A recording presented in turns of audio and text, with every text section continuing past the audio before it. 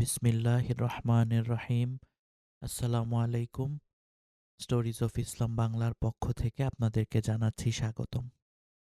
এর আগে stories of Islam বাংলায় আপনাদেরকে সংক্ষিপ্ত পরিসরে সিরাতে রসুল সাল্লাল্লাহু আলাইহি ওয়াসাল্লাম শোনানো হয়েছে। এবার আসন্ন রমজানকে কেন্দ্র করে ইনশাআল্লাহ আমরা আপনাদের জন্য নিয়ে এসেছি সম্পূর্ণ সিরা সিরিজ। আমাদের সম্পূর্ণ সিরা সিরিজটি শোনার জন্য আপনাদেরকে স্বাগত জানাচ্ছি। দীর্ঘদিন বিরতির পর আমরা আবার আপনাদের মাঝে ফিরে এসেছি এই আসন্ন রমজানকে কেন্দ্র করে। পুরোটা মাস আমরা ইনশাল্লাহ আপনাদের সাথে থাকব এবং আমাদের প্রিয় নবী হজরত মুহাম্মদ সাল্লাল্লাহু আলাইহি ওয়াসাল্লামের সম্পূর্ণ জীবনী আপনাদেরকে শোনানোর চেষ্টা করব ইনশাল্লাহ। আশা করি আমাদের সাথেই থাকবেন এবং চ্যানেলটিকে সাবস্ক্রাইব করে দিবেন। সিরাতে রাসূল সাল্লাল্লাহু আলাইহি ওয়াসাল্লাম শোনানোর আগে বা আমাদের নবীর জন্মের শুরু থেকে শুরু করে তার জীবনের সম্পূর্ণটা বর্ণনা করার আগে কিছু জিনিস আমাদেরকে একটু বর্ণনা করে নিলে আপনাদের বুঝতে সুবিধা হয় এবং তৎকালীন আরবের অবস্থান বা ভৌগোলিক প্রকৃতি, অর্থনৈতিক অবস্থা, ধর্মীয় অবস্থা, সামাজিক অবস্থা বা আশপাশের বিভিন্ন অঞ্চলসমূহের অবস্থা বা সমাজ, সেগুলো সম্পর্কে জেনে নিলে আপনাদের জন্য একটু সুবিধা হবে বুঝতে। সেজন্য আমরা আজকের পর্বে নবীজির জন্মের আগের আরবের অবস্থা এবং তৎকালীন পার্শ্ববর্তী অঞ্চলের অবস্থা সম্পর্কে বর্ণনা করার চেষ্টা করব। আপনারা যারা এই অংশটা স্কিপ করতে চান, আপনারা যারা সরাসরি নবীজির জন্মের থেকে ঘটনা প্রবাহ শুনতে চান, তারা দয়া করে আজকের পর্বটি স্কিপ করে এর পরের পর্বটি থেকে শোনার জন্য অনুরোধ করছি। কিন্তু যদি একটু ধৈর্য নিয়ে আজকের পর্ব থেকে শুনতে পারেন, তাহলে কথা দিচ্ছি আপনাদের ভালো লাগবে এবং সম্পূর্ণ সিরাটি বুঝতে আপনাদের জন্য সহায়ক হবে। আজকের পর্বের শুরুতেই আমরা তৎকালীন আরবের ভৌগোলিক, সামাজিক, প্রশাসনিক, অর্থনৈতিক এবং ধর্মীয় অবস্থা সম্পর্কে জানব। আরবের ভৌগোলিক অবস্থান এবং গোত্রসমূহ সম্পর্কে জানব। তারপর আরবের বিভিন্ন সম্প্রদায়সমূহ, সমসাময়িক আরবের বিভিন্ন রাজ্য ও নেতৃত্ব প্রসঙ্গে আমরা কিছুটা আলোকপাত করার চেষ্টা করব। এছাড়াও তৎকালীন ইয়ামেনের সাম্রাজ্য, হীরার সাম্রাজ্য, সাম্রাজ্যের শাসন অর্থাৎ শাম যেটাকে এখন বর্তমানের সিরিয়া, সেটার শাসন, হিজাজের নেতৃত্ব, আরব দলপতিত্বের বিভিন্ন বর্ণনা, রাজনৈতিক অবস্থা, আরবে কি কি ধর্ম ছিল, তাদের ধর্মকর্ম, ধর্মীয় মতবাদ, দিনে ইব্রাহিমিতে কোরাইশগণের বিদাত ছিল কিরকম, বা ধর্মীয় অবস্থা, জাহিলিয়াত সমাজের সংক্ষিপ্ত বর্ণনা, সামাজিক অবস্থা, অর্থনৈতিক অবস্থা, নীতি নৈতিকতা, পয়গম্বরীয় বংশাবলী, রসুলুল্লাহ সাল্লাল্লাহু আলাইহি ওয়াসাল্লামের সৌভাগ্যময় আবির্ভাব এবং তার পবিত্রতম জীবনের 40টি বছর, তারপর পয়গম্বরী বংশাবলী, নবী পরিবার পরম্পরা, জমজম কূপ খনন, হস্তি বাহিনীর ঘটনা। দেখুন, আমরা আস্তে আস্তে কিন্তু নবীজির জন্মের দিকে যাচ্ছি। নবীজির জন্মের কিছুদিন আগেই কিন্তু হস্তি বাহিনীর ঘটনা সংঘটিত হয়েছিল। তারপর রসুলুল্লাহ সাল্লাল্লাহু আলাইহি ওয়াসাল্লামের পিতা আবদুল্লাহ সম্পর্কে জানব। তারপরেই আমরা চলে যাব নবীজির সৌভাগ্যময় জন্ম এবং পবিত্র জীবনের 40 বছর থেকে। তারপর সৌভাগ্যময় জন্ম থেকে শুরু হবে পুরো বর্ণনা। তো চলুন আমরা শুরু করি। আর যারা এই বর্ণনাটা শুনতে চান না, তাদের জন্য তো আগেই বলেছি, তারা আমাদের সিরা সিরিজের দ্বিতীয় পর্বটিতে সরাসরি চলে যেতে পারেন, যেখানে আমরা নবীজির জন্ম থেকে বর্ণনা করার চেষ্টা করব আল্লাহর রহমতে। আমাদের এই পুরো জার্নিটা আমরা ইনশাআল্লাহ আমাদের সম্পূর্ণ রমজান মাসের মধ্যে শেষ করার চেষ্টা করব এবং রমজানের পরেও ইনশাআল্লাহ আমরা আরও বিভিন্ন নতুন নতুন কাহিনী, আরও নবীদের কাহিনী, আরও বিভিন্ন ইসলামের ঘটনা নিয়ে আপনাদের সাথে সামনে আসার চেষ্টা করব ইনশাআল্লাহ।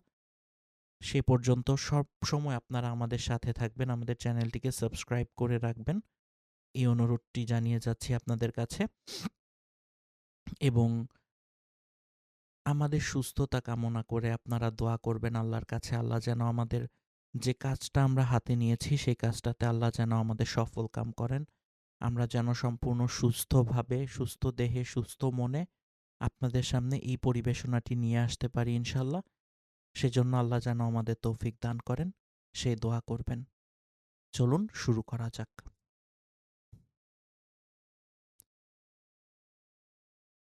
তৎকালীন আরবের ভৌগোলিক, সামাজিক, প্রশাসনিক, অর্থনৈতিক এবং ধর্মীয় অবস্থা।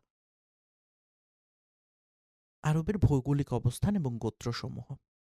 নবী করিম সাল্লাল্লাহু আলাইহি ওয়াসাল্লামের জীবনচরিত বলতে বোঝায় প্রকৃতপক্ষে আল্লাহ প্রদত্ত সেই বার্তা বিচ্ছুরিত আলোকরশ্মির বাস্তবায়ন বা রূপায়ণ, যা রাসূলুল্লাহ সাল্লাল্লাহু আলাইহি ওয়াসাল্লাম মানব জাতির সম্মুখে উপস্থাপন করেছেন এবং যার মাধ্যমে মানুষকে ভ্রষ্টতার গাঢ় অন্ধকার থেকে উদ্ধার করে শাশ্বত আলোকোজ্জ্বল পথের উপর প্রতিষ্ঠিত করেছেন এবং মানুষের দাসত্ব ও শৃঙ্খল থেকে মুক্ত করে আল্লাহর দাসত্বে প্রবিষ্ট করেছেন।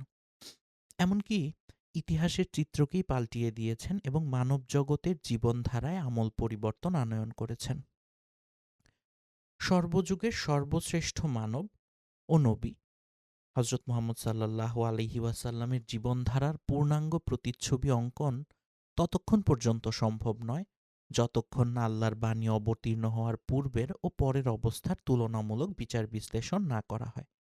এ প্রেক্ষাপটে প্রকৃত আলোচনায় যাওয়ার পূর্বে আলোচ্য অধ্যায়ে আমরা প্রাক ইসলামিক আরবের ভৌগোলিক সীমারেখা, আরব ভূমিতে বসবাসরত বিভিন্ন সম্প্রদায়ের অবস্থা ও অবস্থান এবং তাদের ক্রমোন্নতির ধারা এবং সে যুগের রাষ্ট্র পরিচালনা, নেতৃত্ব প্রদান ও গোত্রসমূহের শ্রেণীবিন্যাসকে বিভিন্ন দিন, ধর্ম, সম্প্রদায়, আচার-আচরণ, অন্ধবিশ্বাস এবং রাজনৈতিক, সামাজিক ও অর্থনৈতিক চিত্রসহ আপনাদের সামনে তুলে ধরার চেষ্টা করব। এ কারণেই আমরা এই বিষয়সমূহকে বিশেষভাবে বিভিন্ন স্তর বিন্যাসে উপস্থাপন করছি। আরবের অবস্থান। আরব শব্দটি বালুকাময় প্রান্তর, ঊষর ধূসর মরুভূমি বা লতাগুল্ম তৃণশস্যবিহীন অঞ্চল অর্থে ব্যবহৃত হয়। স্মরণাতীত কাল থেকেই বিশেষ এক বৈশিষ্ট্যগত অর্থে আরব উপদ্বীপ এবং সেখানে বসবাসকারী সম্প্রদায়ের জন্য এ পরিভাষাটি ব্যবহৃত হয়ে আসছে। আরবের পশ্চিমে লোহিত সাগর ও সিনাই উপদ্বীপ, পূর্বে আরব উপসাগর এবং দক্ষিণ ইরাকের এক বড় অংশ এবং দক্ষিণে আরব সাগর যা ভারত মহাসাগরের বিস্তৃত অংশ, উত্তরে সাম্রাজ্য এবং উত্তর ইরাকের কিছু অংশ। উল্লেখিত সীমান্তসমূহের কোনো কোনো ক্ষেত্রে কিছুটা মতবিরোধ রয়েছে। সমগ্র ভূভাগের আয়তন 10 লক্ষ থেকে 13 লক্ষ বর্গমাইল পর্যন্ত ধরা হয়েছে। অভ্যন্তরীণ ভৌগোলিক এবং ভূপ্রাকৃতিক উভয় দৃষ্টিকোণ থেকেই আরব উপদ্বীপ অত্যন্ত গুরুত্ব এবং তাৎপর্য বহন করে। এই উপদ্বীপের চতুর্দিক মরুভূমি বা দিগন্ত বিস্তৃত বালুকাময় প্রান্তর দ্বারা পরিবেষ্টিত, যে কারণে এই উপদ্বীপ এমন এক সুরক্ষিত দুর্গে পরিণত হয়েছে যে যে কোনো বিদেশি শক্তি বা বহিঃশত্রুর পক্ষে এর উপর আক্রমণ পরিচালনা, অধিকার প্রতিষ্ঠা কিংবা প্রভাব বিস্তার করা অত্যন্ত কঠিন। এ নৈসর্গিক কারণেই আরব উপদ্বীপের মধ্যভাগের অধিবাসীগণ সেই সুপ্রাচীন এবং স্মরণাতীত কাল থেকেই সম্পূর্ণ স্বাধীন থেকে নিজস্ব স্বাতন্ত্র্যগত বৈশিষ্ট্য বজায় রেখে চলতে সক্ষম হয়েছে। অথচ অবস্থানের দিক দিয়ে এ উপদ্বীপটি এমন দুই পরাশক্তির প্রতিবেশী যে ভূপ্রকৃতিগত প্রতিবন্ধকতা না থাকলে এ পরাশক্তিদ্বয়ের প্রভাব থেকে মুক্ত থাকা আরববাসীগণের পক্ষে কখনোই সম্ভবপর হতো না। বহির্বিশ্বের দিক থেকে আরব উপদ্বীপের অবস্থানের প্রতি লক্ষ্য করলেও প্রতীয়মান হবে যে দেশটি পুরাতন যুগের মহাদেশসমূহের একেবারে মধ্যস্থল বা কেন্দ্রবিন্দুতে অবস্থিত এবং জল, স্থল উভয় পথেই পৃথিবীর বিভিন্ন দেশ ও মহাদেশের সঙ্গে সংযুক্ত। এর উত্তর-পশ্চিম সীমান্ত হচ্ছে আফ্রিকা মহাদেশ গমনের প্রবেশপথ, উত্তর-পূর্ব সীমান্ত হচ্ছে ইউরোপ মহাদেশের প্রবেশের প্রবেশদ্বার এবং পূর্ব সীমান্ত হচ্ছে ইরান ও মধ্য এশিয়া হয়ে চীন, ভারত সহ দূর প্রতীচ্যে গমনাগমনের দরজা। এভাবে পৃথিবীর বিভিন্ন দেশ ও মহাদেশ থেকে আরব, আরব সাগর ও মহাসাগর হয়ে আগত জলপথ আরব উপদ্বীপের সঙ্গে চমৎকার যোগসূত্র রচনা করেছে। বিভিন্ন দেশের জাহাজগুলো সরাসরি আরবের বন্দরে গিয়ে ভিড়ে। এরূপ ভৌগোলিক অবস্থান ও সীমারেখার প্রেক্ষিতে আরব উপদ্বীপের উত্তর ও দক্ষিণ সীমান্ত ছিল বিভিন্ন সম্প্রদায়ের ব্যবসা, বাণিজ্য, কৃষি ও মতবিনিময়ের লক্ষ্যস্থল বা কেন্দ্রবিন্দু। আরব সম্প্রদায়সমূহ। জন্মসূত্রের ভিত্তিতে ইতিহাসবিদগণ আরব সম্প্রদায়সমূহকে ৩টি শ্রেণীতে বিভক্ত করেছেন, যথা ১. আরবে বাঈদা। এরা হলো ওই সমস্ত ধ্বংসপ্রাপ্ত প্রাচীন গোত্র এবং সম্প্রদায় যা ধরাপৃষ্ঠ থেকে সম্পূর্ণরূপে নিশ্চিহ্ন হয়ে গেছে এবং এদের খোঁজখবর সম্পর্কিত নির্ভরযোগ্য তথ্য প্রমাণাদির সন্ধান লাভ প্রায় অসম্ভব হয়ে পড়েছে। এই সম্প্রদায়গুলো হচ্ছে যথাক্রমে আদ, সামুদ, তাসম, জাদিস, ইমলাক, উমাইম, জুরহুম, হাজুর, ওয়াবার, আবিল, জেসিম, হাজারাউমাউত ইত্যাদি। ২. আরবে আরিবা। এরা হচ্ছে ওই সমস্ত গোত্র যারা ইয়াসজুব বিন ইয়ারুব বিন কাহতানের বংশোদ্ভূত। এদেরকে কাহতানি আরব বলা হয়। এবং ৩ হচ্ছে আরবে মুস্তারিবা। এরা হচ্ছেন ওই আরব সম্প্রদায় যারা ইসমাইল আলাইহিসসালামের বংশধারা থেকে আগত। এদেরকে আদনানি আরব বলা হয়। আরবে আরিবা অর্থাৎ কাহতানি আরবদের প্রকৃত আবাসস্থল ছিল ইয়েমেন রাজ্য। এখানেই তাদের বংশধারা এবং গোত্রসমূহ সারা বিন ইয়াসজুব বিন ইয়াবরুর বিন কাহতানের বংশধর থেকে বহু শাখা প্রশাখায় বিভক্ত হয়ে পড়ে। এর মধ্যে পরবর্তীকালে গোত্রই অধিক প্রসিদ্ধি লাভ করেছিল। সেগুলো হলো হিময়ান বিন সাবা ও কাহলান বিন সাবা। বনি সাবার আরও ১১টি বা ১৪টি গোত্র ছিল যাদেরকে সাবিউন বলা হতো। সাবা ব্যতীত তাদের আর কোনো গোত্রের অস্তিত্ব নেই। হিমিয়ার। হিমিয়ারের প্রসিদ্ধ শাখাগুলো হচ্ছে ১. কুজাআ। এর শাখাসমূহ হল বাহরা, বালি, আলকায়ন, কালব, উজরাব ও ওয়াবাওয়া। ২ হচ্ছে সাকাসিক। তারা হলেন জায়েদ বিন ওয়াইলা বিন হিমিয়ার এর বংশধর। জায়েদের উপাধি হল সাকাসিক। তারা বনি কাহলানের সাকাসিক কিন্দাহ অন্তর্ভুক্ত নয়, যাদের আলোচনা আমরা সামনে করব। জায়দুল জামহুর। এর প্রশাখা হল হিমিয়ারুল আজগার, সাবা আল আজগার, হাজুর ও জু আসহাব। কাহলান। কাহলানের প্রসিদ্ধ শাখা প্রশাখাগুলো হচ্ছে হামদান, আলহান, আশিয়ার, তাই, তাজহিজ, মাহজিজ থেকে আন ওস ও আনলাক, লাখম, আজদ। এরা পরে সাম্রাজ্যের আশেপাশে সাম্রাজ্য প্রতিষ্ঠা করে এবং আলে গাসসান নামে প্রসিদ্ধি লাভ করে। অধিকাংশ কাহলানি গোত্র পরে ইয়েমেন রাজ্য পরিত্যাগ করে আরব উপদ্বীপের বিভিন্ন অঞ্চলে ছড়িয়ে পড়ে। সাধারণভাবে তাদের দেশত্যাগের ঘটনা ঘটে সাইলে আরিমের কিছু পূর্বে।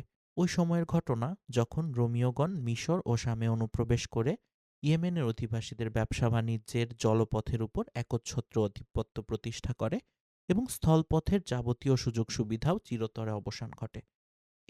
এর ফলে কাহলানিদের ব্যবসা বাণিজ্য একদম উজাড় হয়ে যায়, যার সাক্ষ্য পবিত্র কোরআনে এসেছে। আল্লাহ তাআলা বলেন, সারার অধিবাসীদের জন্য তাদের বাসভূমিতে একটা নিদর্শন ছিল, 2টো বাগান, একটা ডানে একটা বামে। তাদেরকে বলেছিলাম, তোমাদের প্রতিপালক প্রদত্ত রিস্ক ভোগ করো, তার প্রতি কৃতজ্ঞতা প্রকাশ করো, সুখ শান্তির শহর আর ক্ষমাশীল পালনকর্তা। কিন্তু তারা আল্লাহর থেকে মুখ ফিরিয়ে নিল।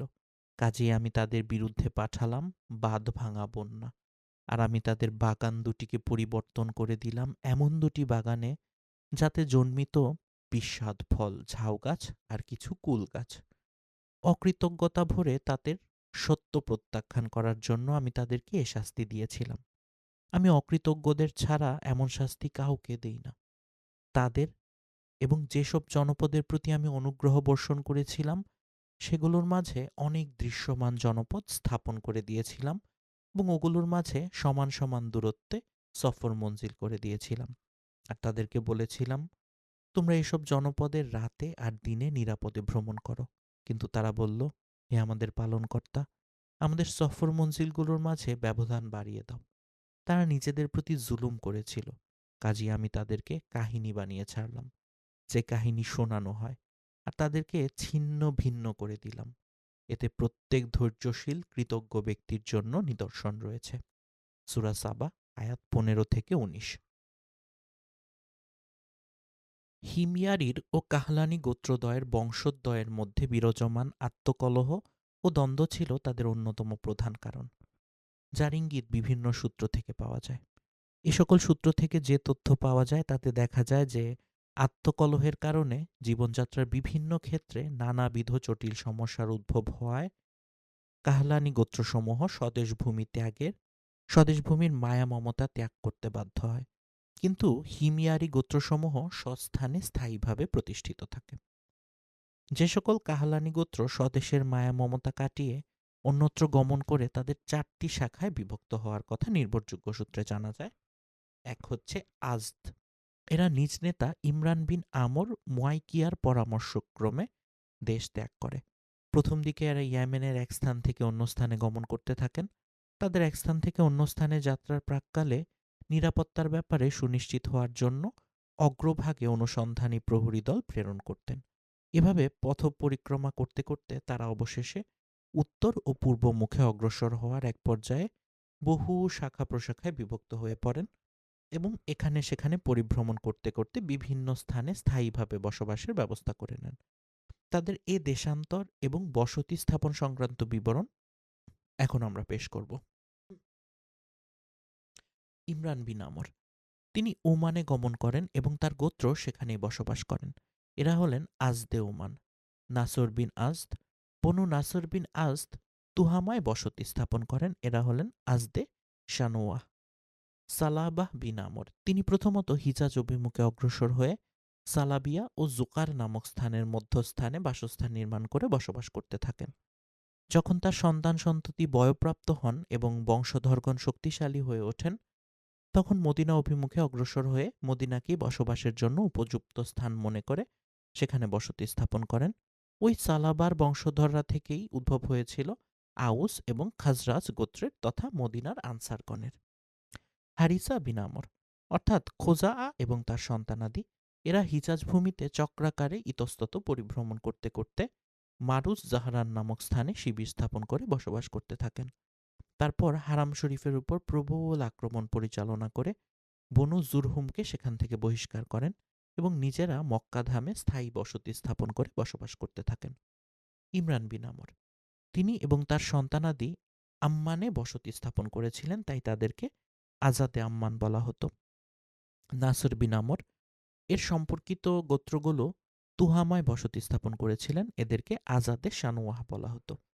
জাফনা বিন আমর, তিনি সাম্রাজ্যে গমন করে সেখানে বসতি স্থাপন করেন এবং সন্তানাদি সহ বসবাস করতে থাকেন। তিনি হচ্ছেন গাসসানি শাসকগণের প্রত্যাখ্যাত পূর্বপুরুষ। সাম্রাজ্যে গমনের পূর্বে হিজাজে গাসসান নামক ঝর্ণার ধারে তারা কিছুদিন বসবাস করেছিলেন, তাই তাদের বংশধারাকে গাসসানি বংশ বলা হতো। কিছু ছোট ছোট গোত্র হিজাজ ও শামে হিজরত করে ওই সকল গোত্রের সাথে মিলিত হয়, যেমন কাব বিন আমর, হারিস বিন আমর ও আউফ বিন আমর। লাখম ও জুজাম গোত্র, তারা পূর্ব ও উত্তর দিকে গমন করে। এ লাখমিদের মধ্যে নাসর বিন রাবিয়া নামক এক ব্যক্তি ছিলেন, যিনি হিরামার মুনাজিরার বংশের শাসকগণের অত্যন্ত প্রভাবশালী পূর্বপুরুষ ছিলেন। বনু তাই গোত্র, এ গোত্র বনু আজদ গোত্রের দেশ ত্যাগের পর উত্তর অভিমুখে অগ্রসর হয়ে আজা এবং সালামা দু পাহাড়ের পাদদেশে স্থায়ীভাবে বসবাস করতে থাকেন। এ গোত্রের নামানুসারে পাহাড় দুটি বনু তাই গোত্রের নামে পরিচিতি লাভ করে।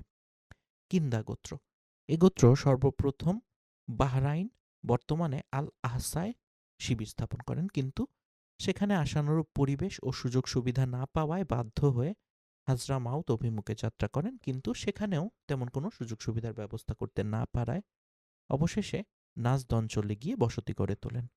সেখানে তারা একটি অত্যন্ত জাঁকজমকপূর্ণ বিশাল রাষ্ট্রের গোড়াপত্তন করেন, কিন্তু সে রাষ্ট্র বেশি দিন স্থায়ী হয়নি। অল্পকালের মধ্যেই তার অস্তিত্ব চিরতরে বিলুপ্ত হয়ে যায়। কাহলান ব্যতীত হিমারেরও অনুরূপ একটি কুজা গোত্র রয়েছে। অবশ্য যারা ইয়েমেন থেকে বাস্তুভিটা ত্যাগ করে ইরাক সীমান্তে বসতি স্থাপন করেন, তাদের হিমআরি হওয়ার ব্যাপারেও কিছুটা মতভেদ রয়েছে। এদের কিছু গোত্র সিরিয়ার উচ্চভূমি ও উত্তর হিজাজে বসতি স্থাপন করল। আরবে মুস্তারিবা, এদের প্রধান পূর্বপুরুষ ইব্রাহিম আলাইহিসসালাম মূলত ইরাকের উর শহরের বাসিন্দা ছিলেন। এ শহরটি ফোরাত বা ইউফ্রেটিস নদীর তীরে কুফার সন্নিকটে অবস্থিত।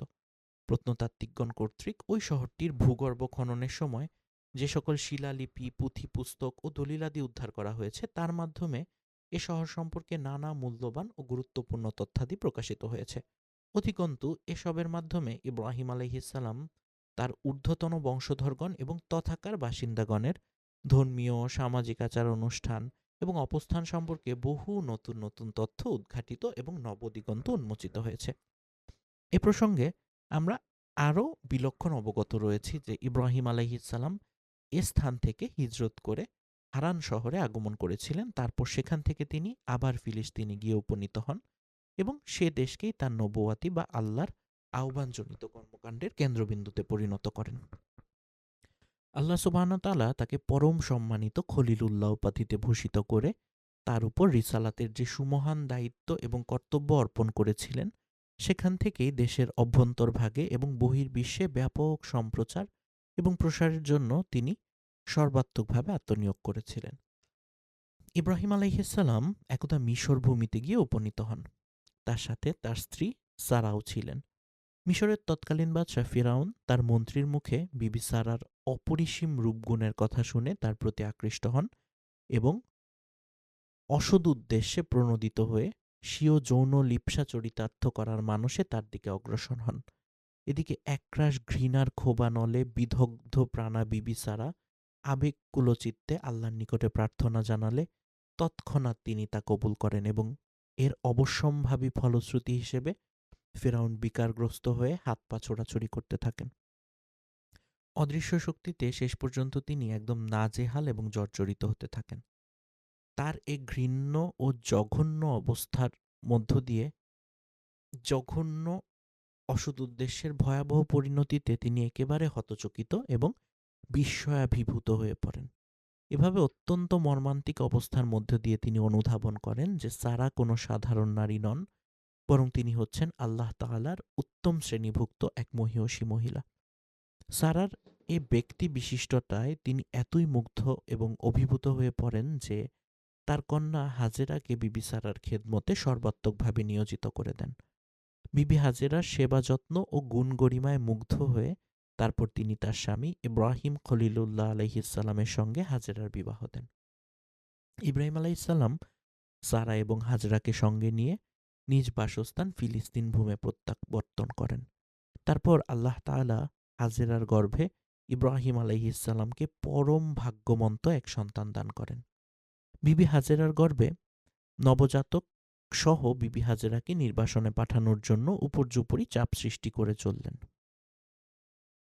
বিবি হাজেরার গর্ভে ইব্রাহিম আলাইহিসসালামের ওরসজাত সন্তান ভূমিষ্ঠ হওয়ায় তিনি কিছুটা লজ্জিত এবং বিব্রত বোধ করতে থাকলেন এবং নবজাতক সহ বিবি হাজেরাকে নির্বাসনে পাঠানোর জন্য উপর্যুপরি চাপ সৃষ্টি করে চললেন।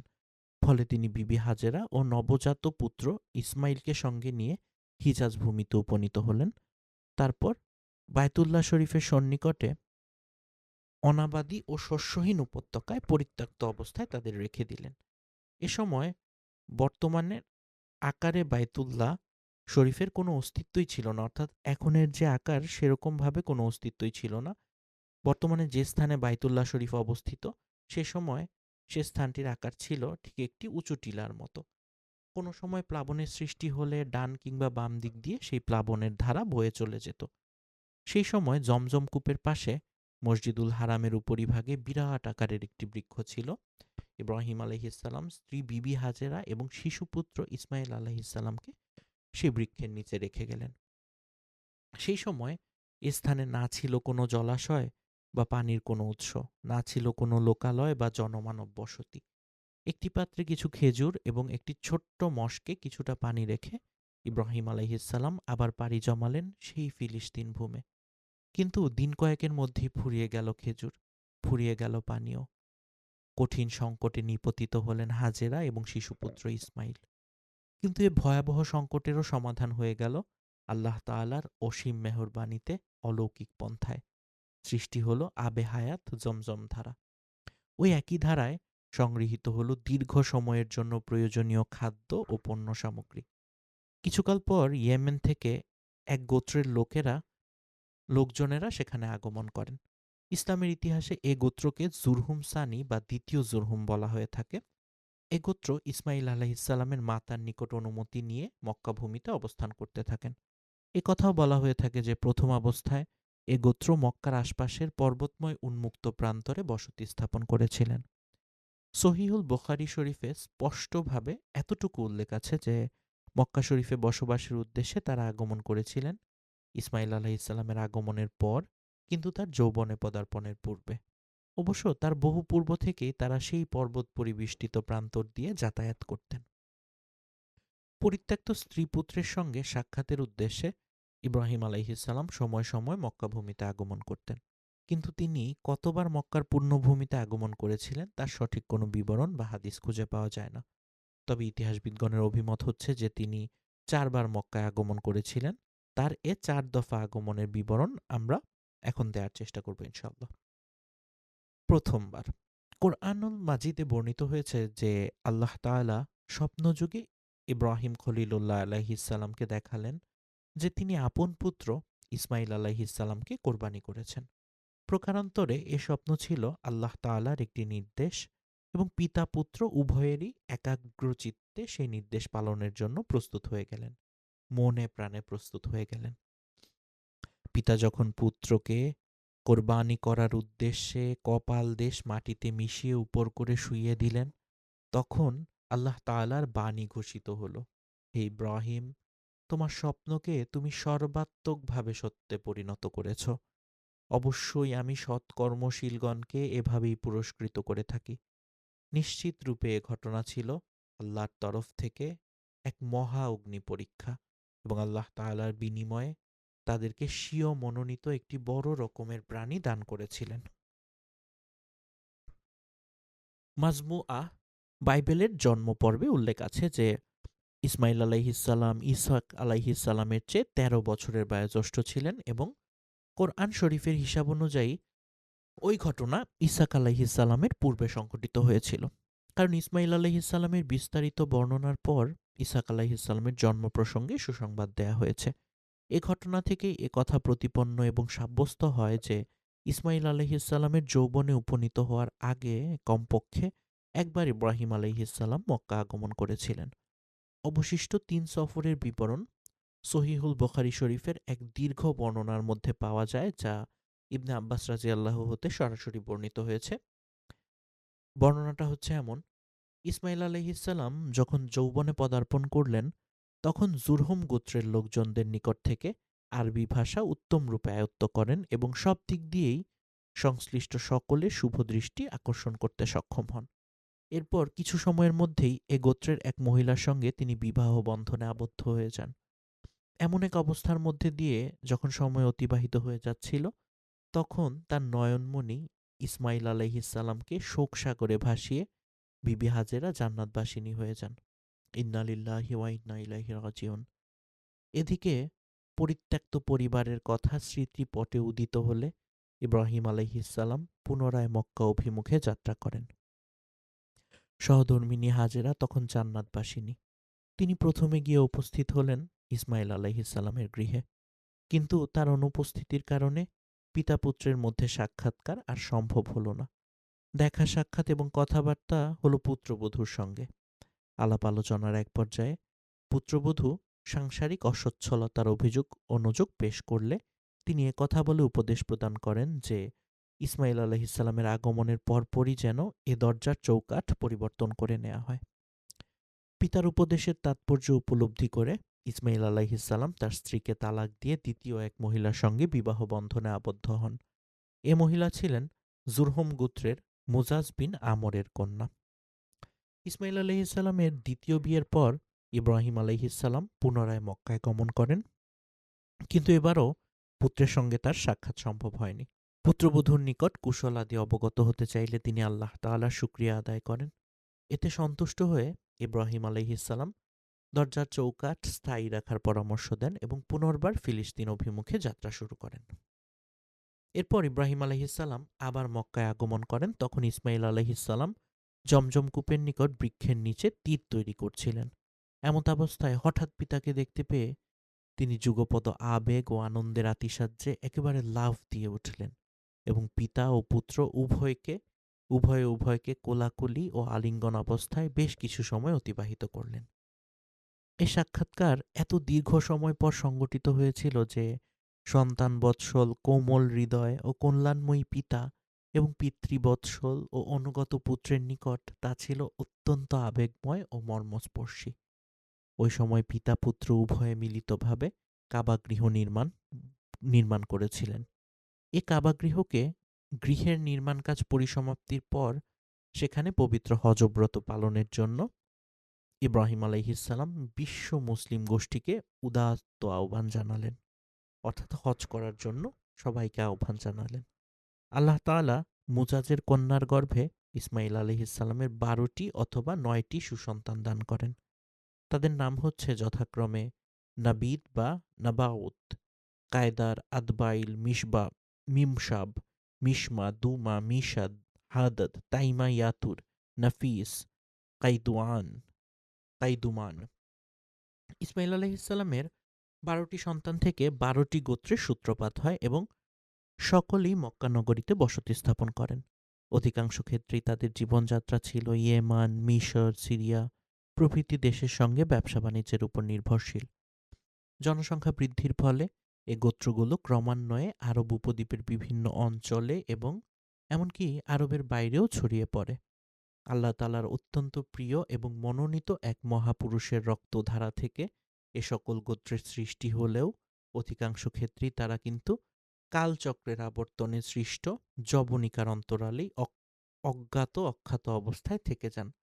শুধুমাত্র নাবিত এবং কায়দারের বংশধরগণই কালচক্রের আবর্তনে সৃষ্ট গাঢ় তিমির জাল থেকে নিজেদের মুক্ত রাখতে সক্ষম হন। কালক্রমে উত্তর হিজাজে নাবিতীদের সাহিত্য ও শিল্প সংস্কৃতির যথেষ্ট উৎকর্ষ সাধিত হয়। শুধু তাই নয়, তারা একক শক্তিশালী জাতি এবং বিশাল সাম্রাজ্য প্রতিষ্ঠা করতে সক্ষম হন এবং আশপাশের জনগোষ্ঠীগুলোতেও তাদের অধীনস্থ করে নিয়ে তাদের কাছ থেকে নিয়মিত ট্যাক্স বা করও আদায় করতে থাকেন।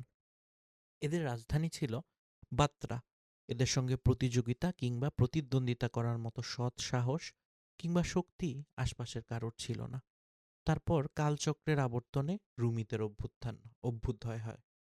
বিভিন্ন ক্ষেত্রে তারা এতই উন্নতি সাধন করেন এবং এতই বেশি শক্তি সঞ্চয় করে যে তখন নাবিতীদের শক্তি সামর্থ্য এবং শৌর্যবীর্যের কথা রূপকথার মতো কল্পকাহিনীতে পর্যবসিত হয়ে যায়।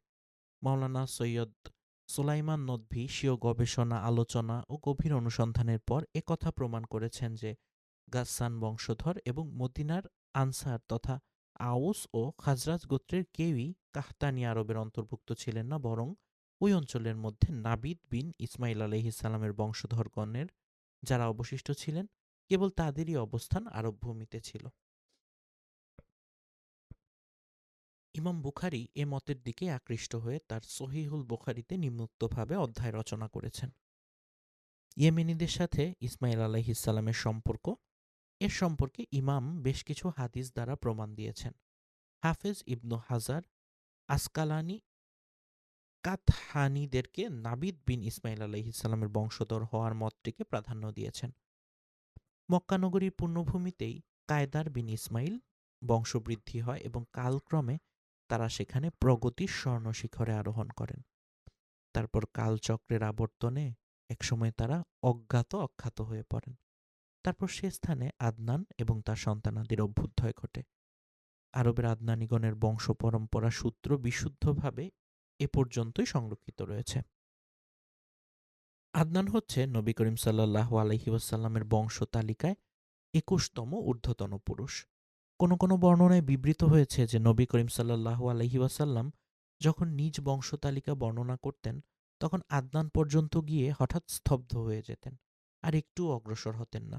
তিনি বলতেন যে বংশাবলী সম্পর্কে বিশেষজ্ঞরা ভুল বলেছেন, কিন্তু আলেমগণের মধ্যে এক দলের অভিমত হচ্ছে আদনান হতে আরও উপরে বংশপরম্পরা সূত্র বর্ণনা করা যেতে পারে।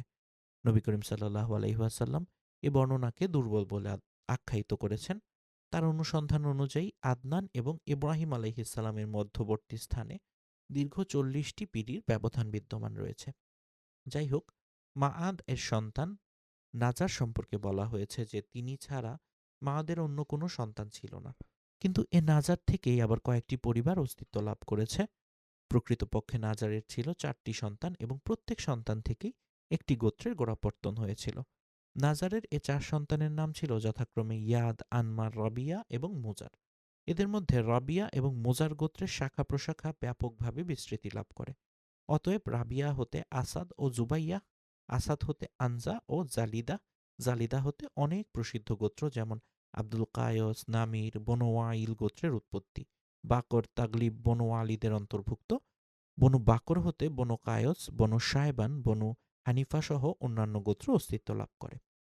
আর বনু আনজা হতে বর্তমান সৌদি আরবের বাদশাহী পরিবার আলে সৌদের অস্তিত্ব লাভ করে এবং এর উদ্ভব হয়। মুজারের সন্তানগণ দুটি বড় বড় গোত্রে বিভক্ত হয়ে পড়ে। সে গোত্র দুটি হচ্ছে: ১. কায়স আইলান বিন মুজার এবং ২. ইলিয়াস বিন মুজার। কায়স আইলান হতে বনু সোলাইমান, বনু হাওয়াজিন, বনু সাকিফ, বনু সাসাআ ও বনু গাতাফান।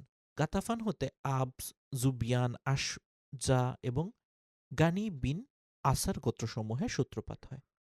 ইলিয়াস বিন মুজার হতে তামিম বিন মুররা, হুজাইল বিন মুদরিকা, বনু আসাদ বিন খুজাইমা এবং কিনানা বিন খুজাইমা গোত্রসমূহের উদ্ভব হয়। তারপর কিনানা হতে কোরাইশ গোত্রের উদ্ভব হয়। এই গোত্রটি ফিকর বিন মালিক বিন নাজার বিন কিনানা এর সন্তানাদি, অর্থাৎ কোরাইশ গোত্রের উদ্ভব হচ্ছে কিনানা থেকে এবং এই কোরাইশ গোত্রটি হচ্ছে ফিকর বিন মালিক বিন নাজার বিন কিনানা এর সন্তানাদি। তারপর কোরাইশ গোত্র বিভিন্ন শাখায় বিভক্ত হয়েছে। এর মধ্যে মশহুর শাখাগুলোর নাম হচ্ছে জুমাহ, সাহম, আদি, মাখজুম, তাইম, জুররাহ এবং কোসাই বিন কিলাবের বংশধরগণ, অর্থাৎ আব্দুদ্দার বিন কোসাই, আসাদ বিন আব্দুল ওয়াজ্জা বিন কোসাই এবং আব্দে মানাফ বিন কোসাই, এ ৩ গোত্রই ছিল কোসাইয়ের সন্তান। এদের মধ্যে আব্দে মানাফের ছিল ৪ পুত্র এবং ৪ পুত্র থেকেই সৃষ্টি হয় ৪টি গোত্রের, অর্থাৎ আব্দে শামস, নৌফাল, মুত্তালিব এবং হাসিম। এই হাসিম গোত্র থেকেই আল্লাহ তাআলা আমাদের প্রিয় নবী মুহাম্মদ সাল্লাল্লাহু আলাইহি ওয়াসাল্লামকে নবী ও রাসূল রূপে প্রেরণ করেন এবং মনোনীত করেন। রাসূলুল্লাহ সাল্লাল্লাহু আলাইহি ওয়াসাল্লাম বলেছেন যে আল্লাহ তাআলা ইব্রাহিম আলাইহিস সালামের সন্তানাদির মধ্য থেকেই ইসমাইল আলাইহিস সালামের সন্তানাদির মধ্য থেকেই কিনানাহকে মনোনীত করেন। কিনানার বংশধারার মধ্যে থেকে কোরাইশকে, কোরাইশ থেকে বনু হাসিমকে এবং বনু হাসিম থেকে আমাকে মনোনীত করেন। ইবনে আব্বাস রাদিয়াল্লাহু থেকে বর্ণিত হয়েছে যে রাসূলুল্লাহ সাল্লাল্লাহু আলাইহি ওয়াসাল্লাম বলেছেন, আল্লাহ তাআলা মানুষকে সৃষ্টি করেন এবং আমাকে সর্বোত্তম দলভুক্ত করেন। তারপর গোত্রসমূহ নির্বাচন করা হয় এবং এক্ষেত্রেও আমাকে সর্বোত্তম গোত্রের মধ্যে শামিল করা হয়। তারপর পারিবারিক মর্যাদার প্রতি লক্ষ্য করা হয় এবং এক্ষেত্রেও আমাকে অত্যন্ত মর্যাদাশীল পরিবারের অন্তর্ভুক্ত করা হয়। অতএব আমি আমার ব্যক্তিসত্তায় যেমন উত্তম, বংশমর্যাদার ব্যাপারেও তেমনই সবচেয়ে উত্তম। যাই হোক, আদনানের বংশধরগণ যখন অধিক সংখ্যায় বৃদ্ধি পেতে লাগলেন, তখন জীবিকার অন্বেষণে আরব ভূখণ্ডের বিভিন্ন অঞ্চলে ছড়িয়ে পড়েন। এ প্রেক্ষিতে আব্দুল কায়স গোত্র, বাকর বিন ওয়ালিসের কয়েকটি শাখা এবং বনু তামিমের বংশধরগণ বাহরাইন অভিমুখে যাত্রা করেন এবং সেখানে বসতি স্থাপন করে বসবাস করতে থাকেন। বনু হানিফা বিন সাব বিন আলী বিন বাকর গোত্র ইয়ামামা অভিমুখে গমন করেন এবং তার কেন্দ্রস্থল হুজুর নামক স্থানে বসতি স্থাপন করেন। বাকর বিন ওয়াইল গোত্রের অবশিষ্ট শাখাসমূহ ইয়ামামা থেকে বাহরাইন, সাইফে কাজিমা, বাহর, সোয়াদে ইরাক, উবুল্লা এবং হিত প্রভৃতি অঞ্চলে বসতি স্থাপন করেন। বনু তাগলিফ গোত্র ফোরাত উপদ্বীপ অঞ্চলে বসতি স্থাপন করে বসবাস করতে থাকেন। অবশ্য তাদের কোনো শাখা বনু বকরের সঙ্গেও বসবাস করতে থাকেন। এদিকে বনু তামিম গোত্র বসরার প্রত্যন্ত অঞ্চলে বসবাসের জন্য উপযুক্ত ভূমি হিসেবে মনোনীত করেন। বনু সোলাইম গোত্র মদিনার নিকটবর্তী স্থানে বসতি স্থাপন করেন। তাদের আবাসস্থল ছিল ওয়াদি উল কোরা হতে আরম্ভ করে খায়বার এবং মদিনার পূর্ব দিক দিয়ে অগ্রসর হয়ে হারবায়ে বনু সোলাইমের সাথে মিলিত ২ পাহাড় পর্যন্ত বিস্তৃত। বনু আসাদ তার বসতি স্থাপন করেন তাইমার পূর্বে ও কুফার পশ্চিমে। ওদের ও তাইমার মধ্যস্থানে বনু তাই গোত্রের এক বহতুর পরিবারের আবাদ ছিল। বনু আসাদের কর্ষিত ভূমি ও কুফার মধ্যবর্তী পথের দূরত্ব ছিল ৫ দিনের ব্যবধান। বনু জুহমিয়ার গোত্র বসতি স্থাপন ও আবাদ করতেন তাইমার নিকটে হাওরানের আশেপাশে। বনু কিনানা গোত্রের লোকজন থেকে যান তুহামায়। এদের মধ্য থেকে কোরাইশগণ বসতি স্থাপন করেন মক্কা এবং তার পার্শ্ববর্তী অঞ্চলসমূহে। এসব লোক ছিলেন বিভিন্ন ধ্যান ধারণার অধিকারী। তাদের মধ্যে কোনো নিয়ম শৃঙ্খলা ছিল না। এভাবেই তারা জীবনধারা চলে আসছিল তাদের। তারপর কুসাই বিন কিলাব নামক এক ব্যক্তি তাদের নেতৃত্ব গ্রহণ করেন এবং সঠিক পরিচালনা দানের মাধ্যমে তাদের প্রচলিত অর্থে মর্যাদা ও সম্মানের আসনে উন্নীত করেন এবং ঐশ্বর্যশালী ও বিজয়ী করেন। এবার দেখি সমসাময়িক আরবের বিভিন্ন রাজ্য ও নেতৃত্বের প্রসঙ্গ। আরব উপদ্বীপে নবী করিম সাল্লাল্লাহু আলাইহি ওয়াসাল্লামের দাওয়াত প্রকাশের প্রাক্কালে দু প্রকারের রাজ্য শাসন ব্যবস্থা প্রচলিত ছিল। এক, মুকুট পরিহিত সম্রাট, তবে তারা প্রকৃতপক্ষে সম্পূর্ণ স্বাধীন বা মুক্ত ছিলেন না, এবং দুই ছিল গোত্রীয় দলনেতাসমূহ বা দলনেতাগণ। মুকুট পরিহিত সম্রাটগণের যে মর্যাদা ছিল, অন্যান্য খ্যাতিসম্পন্ন গোত্রীয় দলনেতাগণেরও সেই মর্যাদা ছিল, কিন্তু অধিকাংশ ক্ষেত্রেই তাদের যে বিশেষ বৈশিষ্ট্যটি ছিল তা হচ্ছে তারা ছিলেন সম্পূর্ণ স্বাধীন। যে সকল সাম্রাজ্যে মুকুটধারী সম্রাটগণের প্রশাসন কায়েম ছিল সেগুলো হচ্ছে শাহানে ইয়ামান, শাহানে আলে গাসসান অর্থাৎ সাম্রাজ্য এবং শাহানে হিরাহ অর্থাৎ ইরাক। অবশিষ্ট অন্যান্য সকল ক্ষেত্রেই ছিল গোত্রীয় দলনেতার প্রশাসন। ইয়েমেন সাম্রাজ্য। আরবে আরিবার অন্তর্ভুক্ত যে সকল সম্প্রদায় প্রাচীনতম ইয়ামেন সম্প্রদায় হিসেবে চিহ্নিত ছিল তারাই ছিল সাবা সম্প্রদায়ভুক্ত।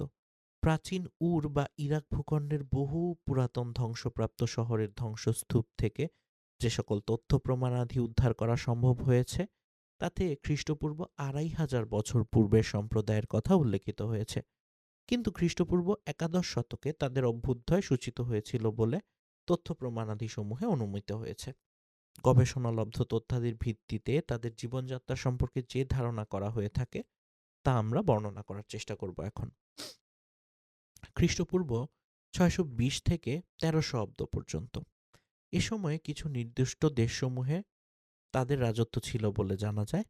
জাউফ অর্থাৎ নাজরান ও হাজরামাউত এর মধ্যবর্তী স্থানে তাদের আধিপত্য প্রকাশ পায়। অতঃপর তানমু অধিকৃত হয় এবং পরবর্তীতে তাদের সাম্রাজ্য ব্যাপকভাবে প্রশস্ত হয় ও বিস্তার লাভ করে। এমনকি তাদের রাজনৈতিক প্রভাব উত্তর হিজাজের মাআন ও উলা পর্যন্ত বিস্তৃত হয়। কথিত আছে যে তাদের কলোনি বা উপনিবেশ আরব দ্বীপের বাইরেও বিস্তার লাভ করে। ব্যবসায় ছিল তাদের প্রধান জীবিকা। অতঃপর মাআরিবের সে বিখ্যাত বাঁধ নির্মাণ করা হয় যা ইয়েমেনের ইতিহাসে বিশেষভাবে উল্লেখযোগ্য একটি বিষয় ছিল। তাদেরকে পৃথিবীর প্রভূত কল্যাণ দেয়া হয়েছিল। কোরআনে এসেছে, পরিণামে তারা ভুলে গিয়েছিল তোমার প্রেরিত বাণী, যার ফলে তারা পরিণত হল এক ধ্বংসপ্রাপ্ত জাতিতে। সেই সময়কালে শাহানে সাবার মর্যাদাসূচক উপাধি ছিল মোকাররাবে সাবা। তার রাজধানী ছিল সিরওয়াহ, যার ধ্বংসপ্রাপ্ত অট্টালিকার চিহ্ন আজও মারিব শহর থেকে উত্তর পশ্চিমে ৫০ কিলোমিটার পথের দূরত্বে ও সনআ থেকে ১৪২ কিলোমিটার পূর্বে দেখতে পাওয়া যায় এবং যা খোরাইবা নামে প্রসিদ্ধ রয়েছে। এ রাজ্য বংশানুক্রমে ২২ থেকে ২৩ জন বাদশাহ দেশ শাসন করেন। খ্রিস্টপূর্ব ৬২০ অব্দ থেকে ১১৫ অব্দ পর্যন্ত এ সময়কালে তাদের রাজত্বকে সাবা সাম্রাজ্য বলা হতো। সাবা সম্রাটগণ মোকাররাব উপাধি পরিত্যাগ করে রাজা বা বাদশাহ সম্মানসূচক উপাধি গ্রহণ করেন এবং সারওয়ার এর পরিবর্তে মাআরিবকে সাম্রাজ্যের রাজধানী ঘোষণা করেন। সেই শহরের ধ্বংসস্তূপ আজও সনআ নামক স্থানে ১৯২ কিলোমিটার পূর্বে পরিদৃষ্ট হয়। খ্রিস্টপূর্ব ৩০০ থেকে ১১৫ অব্দ পর্যন্ত এ সময় তাদের রাজত্বকে প্রথমে হিমিয়ারি বলা হয়, কেননা সাবা রাষ্ট্রের উপর হিমিয়ার গোত্র প্রাধান্য লাভ করে এবং সাবা রাষ্ট্র সংকুচিত হয়ে পড়ে। তাদের রাজ্যকে সাবা ও জু রায়দান বলা হয়, আর তারা মাহারিবের পরিবর্তে রায়দানকে রাজধানী করেন। পরে রাজধানীর নাম রায়দান পরিবর্তন করে জিফার রাখা হয়। এ শহরের ধ্বংসাবশেষ আজও ইয়ারিম শহরের নিকটে এক গোলাকার পর্বতে পরিদৃষ্ট হয়। এ সময় থেকেই সাবা সম্প্রদায়ের পতন শুরু হয়ে যায়। নাবিদগণ প্রথমে হিজাজের উত্তর প্রদেশে নিজ কর্তৃত্ব প্রতিষ্ঠিত করা নিয়ে সাবা সম্প্রদায়ের বসতি স্থাপনগণ সেখান থেকে বহিষ্কার করেন। অধিকন্তু রুমিগণ মিশর, শাম এবং হিজাজের উত্তরাঞ্চল দখল করে নেয়ার ফলে সমুদ্রপথে তাদের ব্যবসা বাণিজ্য ক্ষতিগ্রস্ত হয়ে পড়ে। এভাবে ক্রমান্বয়ে তাদের ব্যবসা বাণিজ্য সংকুচিত হতে হতে শেষ পর্যন্ত বন্ধ হয়ে যায়। এদিকে কাহতানি গোত্রসমূহও নিজেদের মধ্যে অন্তর্দ্বন্দ্ব এবং কলহে লিপ্ত হয়ে পড়ার ফলে নিজ নিজ আবাসস্থল পরিত্যাগ করে তারা নানা দিকে ছড়িয়ে পড়েন। ৩০০ খ্রিস্টাব্দের পর থেকে ইয়েমেনে ইসলামের আবির্ভাব পর্যন্ত এ সময় তাদের রাজত্বকে দ্বিতীয় হিমিয়ারি বলা হয় এবং তাদের রাজ্য সাবা, জুরায়দান, হাওরামাউত ও ইয়ামানত হিসেবে পরিচিতি লাভ করে। ইয়েমেনের মধ্যে অব্যাহতভাবে অস্থিরতা এবং বিশৃঙ্খলা ঘটতে থাকে। একের পর এক বহু বিপ্লব এবং গৃহযুদ্ধ সংঘটিত হতে থাকে এবং এর ফলে বহিঃশক্তির হস্তক্ষেপের অবাঞ্ছিত সুযোগ সৃষ্টি হয়ে যায়। এমনকি এ পর্যায়ে এমন এক অবস্থার উদ্ভব হয় যার ফলশ্রুতিতে ইয়েমেনের স্বাধীনতা বিলুপ্ত হয়ে যায়। পক্ষান্তরে সেই যুগের রুমিগণ এডেন দ্বীপে সৈন্য সমাবেশ করে তার উপর আধিপত্য প্রতিষ্ঠিত করেন। তারপর হিমিয়ার ও হামদানের পারস্পরিক আত্মকলহের সুযোগ নিয়ে হাবশিগণ রুমি গোত্রের সহায়তায় তাদের উপর অধিকার প্রতিষ্ঠিত করেন ৩৪০ খ্রিস্টাব্দে। হাবশিগণের এ দখলদারিত্ব স্থায়ী থাকে ৩৭৮ খ্রিস্টাব্দ পর্যন্ত। এরপর ইয়েমেনের স্বাধীনতা এক প্রকার পুনঃপ্রতিষ্ঠিত হয়ে গেল। কিন্তু মায়ারিবের মশহুর বাঁধে শুরু হলো ফাটল। সেই ফাটল ক্রমান্বয়ে বৃদ্ধি পেতে পেতে অবশেষে ৪৫০ অথবা ৪৫১ খ্রিস্টাব্দে বাঁধটি ভেঙে যায়। এ বাঁধের ভাঙনের ফলে ভয়াবহ প্লাবনের সৃষ্টি হয়ে যায়, যার উল্লেখ কোরআন শরীফের সূরা সাবা অর্থাৎ সাইলে আরিম নামে উল্লেখিত হয়েছে। এ ভয়াবহ প্লাবনের ফলে গ্রামের পর গ্রাম উজাড় হয়ে যায় এবং বহু গোত্র নানা দিকে ছড়িয়ে ছিটিয়ে বিক্ষিপ্ত হয়ে পড়ে। পরবর্তীকালে ৫২৩ খ্রিস্টাব্দে পুনরায় ভিন্ন ধাঁচের এক দুর্ঘটনা সংঘটিত হয়। ইয়েমেনের ইহুদি সম্রাট জুনুওয়াস নাজরানের খ্রিস্টানদের উপর এক ন্যাক্কারজনক আক্রমণ পরিচালনা করে খ্রিস্ট ধর্ম পরিত্যাগ করে ইহুদি ধর্ম গ্রহণ করার জন্য তাদের উপর প্রবল চাপ সৃষ্টি করতে থাকে। কিন্তু খ্রিস্টানগণ কোনো ক্রমে এতে সম্মত না হওয়ায় জুনোয়াস কতগুলো গর্ত খনন করে তাতে অগ্নি প্রজ্বলিত করেন এবং সেই সকল অগ্নিকুণ্ডে খ্রিস্টানদের নিক্ষেপ করেন। কোরআন শরীফের সূরা বুরুজের শেষ অবধি আয়াত দ্বারা এ লোমহর্ষক ঘটনার প্রতি ইঙ্গিত করা হয়েছে। এ ঘটনার ফল দাঁড়ায় যে রুমীয় সম্রাটগণের নেতৃত্বে খ্রিস্টানগণ আরব উপদ্বীপের শহর এবং নগরের উপর বারবার আক্রমণ চালিয়ে বিজয়ী হতে থাকেন। এতে উৎসাহিত হয়ে ইহুদিগণের উপর প্রতিশোধ গ্রহণ করার জন্য তারা সংকল্পবদ্ধ হয়ে যান এবং প্রতি আক্রমণে অংশগ্রহণ এবং সহযোগিতা দানের জন্য হাবশিগণকে সরবরাহ করা হয়। রুমিগণের সহযোগিতা লাভের ফলে হাবশিগণ বেশ শক্তিশালী হয়ে ওঠে এবং ৫২৫ খ্রিস্টাব্দে উরিয়াতের নেতৃত্বে ৭০,০০০ সৈন্যের এক বিশাল বাহিনী নিয়ে অগ্রসর হন এবং পুনরায় ইয়েমেনের উপর রাজত্ব স্থাপন করেন। হাবশা সম্রাটের গভর্নর হিসেবে উমরা ইয়ামেনের শাসনকার্য পরিচালনা করতে থাকেন, কিন্তু আব্রাহা বিন সাবাহ আল আশরাম তার অধীনস্থ এক সৈনিক ৫৪৯ খ্রিস্টাব্দে তাকে হত্যা করে নিজ কর্তৃত্ব প্রতিষ্ঠা করেন এবং অত্যন্ত বিচক্ষণতার সঙ্গে হাব সম্রাটের সঙ্গে সুসম্পর্ক রক্ষা করতে চলতে সক্ষম হন এবং খুশি করেন। ইনি ছিলেন সেই আব্রাহা যিনি কাবা গৃহ ধ্বংস করার উদ্দেশ্যে বিশাল হস্তি বাহিনী সহ কাবা অভিমুখে অভিযান পরিচালনা করেন এবং শেষ পর্যন্ত আল্লাহর পক্ষী বাহিনী কর্তৃক সম্পূর্ণরূপে ধ্বংসপ্রাপ্ত হন। আসমানি গ্রন্থ আল কোরআনে এ ঘটনাকে আসহাবে ফিল বা হস্তি বাহিনী নামে প্রসিদ্ধ রয়েছে। আল্লাহ তাআলা ফিলের ঘটনার পর সনআ ফিরে আসার পর তাকে ধ্বংস করেন। তারপর তার পুত্র ইয়াকসুম সিংহাসনে আরোহণ করেন। এরপর রাজত্ব করেন দ্বিতীয় পুত্র মাসরুক।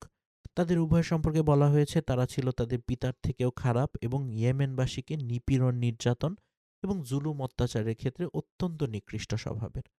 আসহাবে ফিলের ঘটনার পর ইয়েমেনবাসীগণ পারস্য রাজ্যের সাহায্যপুষ্ট হয় এবং হাবশিগণের বিরুদ্ধে বিদ্রোহ ঘোষণা করেন। ইয়েমেনবাসীগণ সাইফ বিন জুজায়েদা হিমরাইর সন্তান মাদিকারের নেতৃত্বে হাবশিগণকে সে দেশ থেকে বহিষ্কার করে মুক্ত স্বাধীন সম্প্রদায় হিসেবে মাদিকারকে সম্রাট মনোনীত করেন। এ ছিল ৫৭৫ খ্রিস্টাব্দের ঘটনা।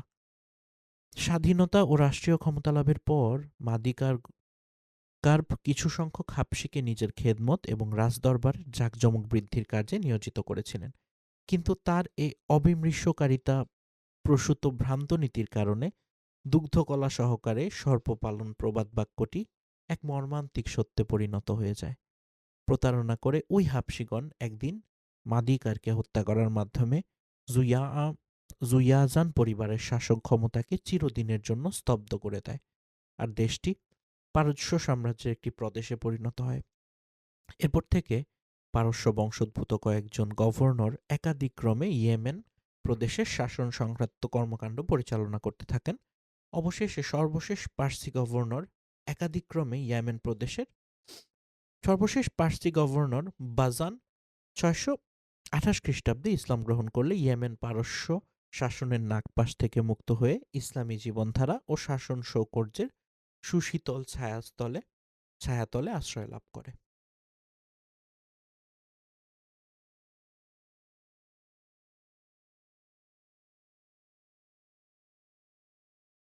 Hello, hello, hello.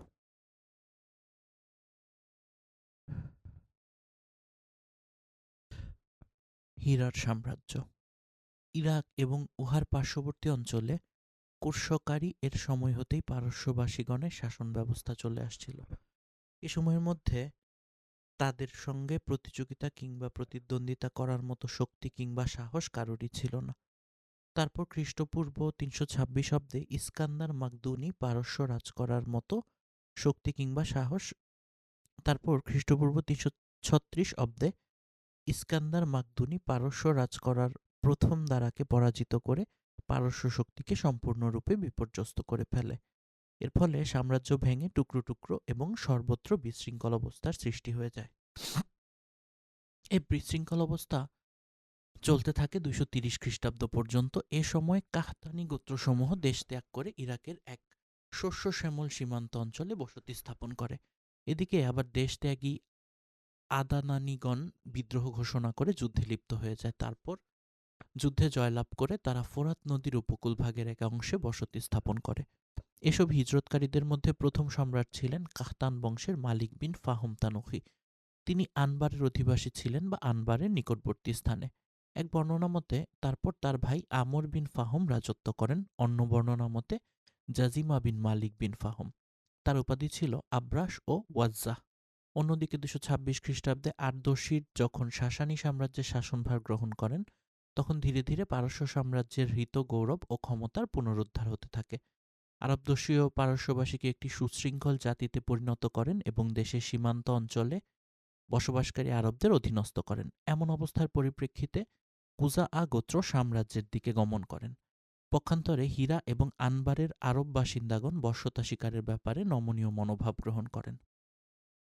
আরদশির সময়কালে হীরা, বাদিয়াতুল ইরাক এবং উপদ্বীপবাসীগণের রাবিজি এবং মুজারি গোত্রসমূহের উপর জামিয়াতুল উজাজ্জাহ আধিপত্য ছিল। এ থেকে এটাই বোঝা যায় যে আরববাসীগণের উপর আরবদশীর সরাসরি আধিপত্য বিস্তার করতে চাননি। তিনি এটা উপলব্ধি করতে সক্ষম হয়েছিলেন যে আরববাসীগণের উপর সরাসরি আধিপত্য বিস্তার করার কিংবা সীমান্ত এলাকা থেকে তাদের লুটতরাজ বন্ধ করা খুব সহজে সম্ভব হবে না। এ প্রেক্ষিতে তিনি একটি বিকল্প ব্যবস্থার কথা চিন্তা করেছিলেন এবং তা ছিল, যদি গোত্র থেকে একজন শাসক নিযুক্ত করা হয় তাহলে তার স্বগোত্রীয় লোকজন এবং আত্মীয় স্বজনদের পক্ষ থেকে সমর্থন ও সাহায্য লাভ সম্ভব হতে পারে। এর ফলে আরও যে একটি বিশেষ সুবিধা লাভের সম্ভাবনা ছিল তা হল প্রয়োজনে রুমীয়গণের বিরুদ্ধে তাদের নিকট থেকে সাহায্য গ্রহণের সুযোগ থাকবে। অধিকন্তু সাম্রাজ্যের রোম অভিমুখী আরব অধিপতিদের বিরুদ্ধে ওই সকল আরব অধিপতিদের দাঁড় করিয়ে পরিস্থিতিকে কিছুটা অনুকূল রাখা সম্ভব হতে পারে। এ প্রসঙ্গে একটি বিষয় বিশেষভাবে সময়ের জন্য মজুত রাখা হতো, যার দ্বারা মরুভূমিতে বসবাসকারী বিদ্রোহীদের দমন করা সহজসাধ্য হতো। ২৬৮ খ্রিস্টাব্দের সময় সীমার মধ্যে জাজিমা মৃত্যুমুখে পতিত হন এবং আমর বিন আদি বিন নাসর লাখমি, যার সময়কাল ছিল ২৬৮ থেকে ২৮৮ খ্রিস্টাব্দ, তার স্থলাভিষিক্ত হন। তিনি ছিলেন লাখম গোত্রের প্রথম শাসনকর্তা এবং তিনি সর্বপ্রথম হিরাহকে স্বীয় বাসস্থান হিসেবে গ্রহণ করেন এবং সাবুর আরব দেশীর উপর এর সমসাময়িক। এরপর কুজাব বিন ফাইরুজের যুগ পর্যন্ত হীরার উপর লাখমিদেরই শাসন কায়েম ছিল। কুবাজের সময় মাজদাকের আবির্ভাব ঘটে। তিনি ছিলেন স্বাধীনচেতা নরপতি। কুবাজ এবং তার বহু প্রজা মাজদাকের পৃষ্ঠপোষকতা করেছিলেন। কুবাজ আবাহার হীরার সম্রাট মনজির বিন মাউস সামায়ের নিকট এ মর্মে সংবাদ প্রেরণ করেন যে তিনি যেন সেই ধর্ম গ্রহণ করে নেন। কিন্তু মনজির ছিলেন যথেষ্ট আত্মসম্মানবোধ সম্পন্ন প্রকৃতির ব্যক্তি। প্রেরিত পয়গামের কোনো গুরুত্ব না দিয়ে তিনি তা প্রত্যাখ্যান করেন। এর ফল এটা দাঁড়ায় যে কুবায় তাকে তার পদ থেকে অপসারণ করে তার স্থানে মাজদাকের এক শিষ্য হারিস বিন আমর বিন হাজুর ফিন্দির হাতে হীরার শাসনভার অর্পণ করেন। কুবাজের পর পারস্যের রাজ্য শাসনভার এসে পড়ে কিসরা আনুশেরওয়ার হাতে। ওই ধর্মের প্রতি তার মনে ছিল প্রবল ঘৃণা। তিনি মাজদাক ও তার অনুসারীগণের এক বড় দলকে হত্যা করেছিলেন। তারপর পুনরায় মুনজিরের প্রতি হীরার শাসনভার অর্পিত হয় এবং হারিস বিন আমরকে তার দরবারের আগমনের জন্য আহ্বান জানানো হয়। কিন্তু তিনি বনু কালব গোত্রের দিকে পলায়ন করেন এবং সেখানেই বসবাস করতে থাকেন। মুনজির বিন মাউস সামার পরে নুমান বিন মুনজিরের কাল পর্যন্ত হীরার রাজ্য পরিচালনার দায়িত্ব তারই বংশধরদের উপর ন্যস্ত করেন। আবার জায়দ বিন আদি উবাদি কিসরার নিকট নুমান বিন মুনজির সম্পর্কে মিথ্যা অভিযোগ করলে কিসরা রাগান্বিত হয়ে নুমানকে নিজ দরবারে তলব করেন। নুমান গোপনে বনু সায়বান গোত্রের দলপতি হানি বিন মাসুদের নিকট গিয়ে নিজ পরিবারের সদস্যবৃন্দ এবং সহায় সম্পদ তার হেফাজতে দিয়ে কিসরার নিকট যান। কিসরা তাকে জেলখানায় আটক করে রাখেন এবং সেখানে তিনি মৃত্যুমুখে পতিত হন। এদিকে কিসরা নুমানকে কয়েদখানায় আটকের পর তার স্থানে ইয়াজ বিন কাসিবা তাইকে হিরান শাসনকর্তা নিযুক্ত করেন এবং হানি বিন মাসুদের নিকট থেকে নুমানের রক্ষিত আমানত তলব করার জন্য নির্দেশ প্রদান করেন। কিছুটা সূক্ষ্ম মর্যাদা সম্পন্ন লোক হানি বিন মাসউদ তলবি আমানত প্রদান করতে শুধু যে অস্বীকারই করলেন তাই নয়, বরং যুদ্ধ ঘোষণা করে বসলেন। তারপর যা হবার তাই হলো। ইয়াস নিজের সুসজ্জিত বাহিনী, কিসরার বাহিনী এবং মুরাজাবর বাহিনী, পুরো বাহিনী নিয়ে অগ্রসর হলেন মোকাবেলা করার জন্য। জুকার নামক ময়দানে উভয় দলের মধ্যে ভীষণ যুদ্ধ সংঘটিত হয়। এ যুদ্ধে বনু সায়বান বিজয়ী হন এবং পারস্যবাসীগণ অত্যন্ত শোচনীয়ভাবে পরাজয় বরণ করেন। ইতিহাসে এ যুদ্ধে অতীব গুরুত্বপূর্ণ এ কারণে যে আজমিদের বিরুদ্ধে আরবিদের এটাই ছিল প্রথম বিজয়। এ ঘটনা সংঘটিত হয়েছিল নবী করিম সাল্লাল্লাহু আলাইহি ওয়াসাল্লামের জন্মের পর। ইতিহাসবিদগণ এ যুদ্ধের সময়কাল নিয়ে মতভেদ করেছেন। কেউ বলেছেন রসুল করিম সাল্লাল্লাহু আলাইহি ওয়াসাল্লামের জন্মের অল্প কিছুকাল পর, অথচ হীরার উপর ইয়াসের আধিপত্য লাভের অষ্টম মাসে নবী করিম সাল্লাল্লাহু আলাইহি ওয়াসাল্লাম দুনিয়াতে তাশরিফ আনয়ন করেন। আবার কেউ বলেছেন নবুয়াতের কিছুকাল পূর্বে। এটাই সঠিকতার নিকটবর্তী। কেউ বলেছেন নবুয়াতের কিছুকাল পর, কেউ বলেছেন হিজরতের পর, কেউ বলেছেন বদর যুদ্ধের পর ইত্যাদি। ইয়াসের পর কিসরা এক পার্সিকে হীরার শাসনকর্তা নিযুক্ত করেন। তার নাম আজাদবাহ বিন মাহিবিয়ান বিন মিহরাবান্দাদ। তিনি ১৭ বছর শাসন করেন, কিন্তু ৬৩২ খ্রিস্টাব্দে লাখমিদের অধিকার পুনরায় প্রতিষ্ঠিত হয় এবং মুনজির বিন নুমান মারুব নামক এক গোত্রের এক ব্যক্তি শাসনভার পরিচালনার দায়িত্বভার গ্রহণ করেন। কিন্তু এ দায়িত্ব পালনের সময়ানুক্রমে যখন সবেমাত্র অষ্টম মাস অতিক্রান্ত হয়েছিল, এমতাবস্থায় তখন ইসলামের বিশ্ববিশ্রুত বীর কেশরী সিপাহসালার খালিদ বিন ওয়ালিদ ইসলামের উপচে পড়া প্রবহমান প্লাবন ধারার অগ্রদূত হিসেবে হীরাতে প্রবেশ করেন। আমরা এই পার্টটা একটু তাড়াতাড়ি পড়ার চেষ্টা করছি। ইনশাল্লাহ যখন নবীজির জন্মের পরের ঘটনাগুলো আমরা পাঠ করব, তখন আস্তে ধীরে আপনাদের জন্য পাঠ করব। যেহেতু আমরা একটা পর্বে এটা এই নবীজির জন্মের আগের ঘটনা প্রবাহ শেষ করতে চাচ্ছি, তাই একটু দ্রুত পাঠ করছি, সেজন্য দুঃখিত। সাম্রাজ্যের শাসন। যে যুগ প্রসঙ্গ নিয়ে আলোচনা অব্যাহত রয়েছে, সেই যুগে এক স্থান থেকে স্থানান্তরে হিজরত করে যাওয়ার এক হিড়িক সৃষ্টি হয়েছিল আরব গোত্রসমূহের মধ্যে। কুজাআ গোত্রের কয়েকটি শাখা সাম্রাজ্যের সীমানা অতিক্রম করতে গিয়ে বসতি স্থাপন করেন সেখানে। বনু সুলাইলা বিন হুলওয়ানদের সঙ্গে তাদের সম্পর্ক ছিল। বনু জাজআম বিন সুলাইহ নামক যে গোত্রটি জাজাজিয়াহ নামে পরবর্তীকালে প্রসিদ্ধ লাভ করেছিল, তা ছিল ওদের অন্তর্ভুক্ত। কুজাআর সেই শাখাকে রুমিগণ আরব মরুভূমিতে যাযাবরগণ কর্তৃক পরিচালিত লুটতরাজের কবল থেকে নিষ্কৃতি লাভ ও লুটতরাজ প্রতিরোধ করার এবং প্রতিহত করার উদ্দেশ্যে এবং পার্সিদের বিরুদ্ধে ব্যবহার করার জন্য নিজেদের পৃষ্ঠপোষক বানিয়েছিল। এ উদ্দেশ্যে তাদেরই এক ব্যক্তির মাথায় রাজ্য শাসনের মুকুট পরিধান করিয়েছিল। এরপর থেকে বেশ কিছুকাল যাবৎ তারই পরিচালনাধীন রাজ্যের শাসন সংক্রান্ত কর্মকাণ্ড পরিচালিত হতে থাকে। এদের মধ্যে সবচেয়ে প্রসিদ্ধ শাসক ছিলেন সম্রাট জিয়াদ বিন হাবুলাহ। অনুমান করা হয় যে জাজাজিয়া গোত্র কর্তৃক পরিচালিত রাজ্য শাসন ব্যবস্থা দ্বিতীয় খ্রিস্টাব্দের পুরোটা জড়িয়ে চলেছিল। তারপর সেই অঞ্চলে গাসসানিগণ বনু জাজাইয়াকে পরাজিত করে তাদের ক্ষমতা ও সহায় সম্পদ ছিনিয়ে নিয়েছিল। এহেন পরিস্থিতির প্রেক্ষাপটে রুমিগণ গাসসানি বংশের শাসককে শাম অঞ্চলের জন্য আরবীয়দের সম্রাট হিসেবে স্বীকৃতি প্রদান করেন। গাসসানিদের রাজধানী ছিল বসরা। রুমীয় কর্মকাণ্ডের পরিচালক হিসেবে শাম অঞ্চলে পর্যায়ক্রমে সে পর্যন্ত তাদেরই রাজত্ব চলতে থাকে, যে পর্যন্ত ফারুকি প্রতিনিধিত্বকালের মধ্যে ১৩ হিজরিতে ইয়ারমুক যুদ্ধ সংঘটিত হয় এবং গাসসানি বংশের শেষ শাসক জাবালা বিন আইহাম ইসলামের সুশীতল ছায়াতলে আশ্রয় গ্রহণ করেন। যদিও তার অহংবোধ ইসলামী সাম্যকে বেশি সময় পর্যন্ত সহ্য করতে না পেরে সে স্বধর্মত্যাগী হয়ে যায়। হিজাজের নেতৃত্ব। এটা সর্বজন বিদিত বিষয় যে মক্কায় জনবসতির সূত্রপাত হয় ইসমাইল আলাইহিস সালামের মক্কাবাস থেকে। অতঃপর 137 বছর বয়স পর্যন্ত তিনি জীবিত থাকেন এবং আজীবন মক্কাবাসীগণের সর্দার ও বাইতুল্লাহ শরীফের অভিভাবক হিসেবে দায়িত্ব পালন করেন। তার ওফাত প্রাপ্তির পর তার এক সন্তান মক্কার অভিভাবকের দায়িত্ব পালন করেন। কেউ বলেন সন্তানই প্রথমে নাবিত্য ও পরে কায়দার মক্কার অভিভাবকের দায়িত্ব পালন করেন। আবার কেউ এর বিপরীতও বলেছেন। তারপর তার নানা মুজাজ বিন আমর জুরহুমি রাজ্যের শাসনভার নিজ হাতে গ্রহণ করেন। এভাবে মক্কার নেতৃত্ব বনু জুরহুম গোত্রের হাতে চলে যায় এবং এক যুগ পর্যন্ত তা তাদের হাতের মুঠোর মধ্যেই থাকে। যেহেতু ইসমাইল আলাইহিসসালাম পিতার সঙ্গে হাত মিলিয়ে বাইতুল্লাহ শরীফের নির্মাণ কাজ করেছিলেন, সেই হেতু তার সন্তানাদি বিশেষ এক মর্যাদার আসনে অধিষ্ঠিত থাকেন।